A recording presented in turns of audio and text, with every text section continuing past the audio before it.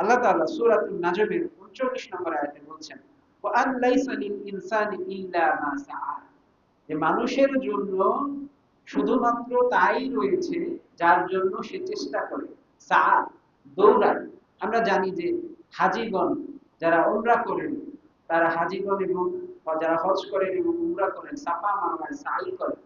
সাই মানে হচ্ছে দৌড়ানো, প্রচেষ্টা করা। তো যেই ব্যক্তি দৌড়ায়, প্রচেষ্টা করে, তার জন্যই রয়েছে কিছু যা সে চেষ্টা করে। যদি চেষ্টা না করে তাহলে তার জন্য কিছু না। অনেকটা হাদিসে আনাস ইবনে মালিক রাদিয়াল্লাহু আনহু তিনি বলছেন যে একজন ব্যক্তি ক্বালা রাজুলুন, একজন ব্যক্তি বলল, ইয়া রাসূলুল্লাহ, হে আল্লাহর রাসূল, আ'থিলুহা ওয়া আতাওয়াক্কালু। তার একটি উট ছিল। তিনি বললেন যে আমি কি আমার উটটিকে বেঁধে আল্লাহর উপর ভরসা করব, তাওয়াক্কুল করব, আও উতলিকহা, ওয়া আতাওয়াক্কালু, যে নাকি তাকে ছেড়ে দিব, এরপর আল্লাহর উপর ভরসা করব।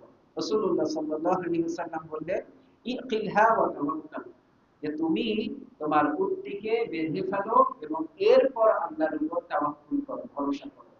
বান্দার সাধ্যে যতটুকু রয়েছে বান্দা ততটুকু করবে, এরপর আল্লাহর উপর সে তাওয়াক্কুল করবে, ভরসা করবে।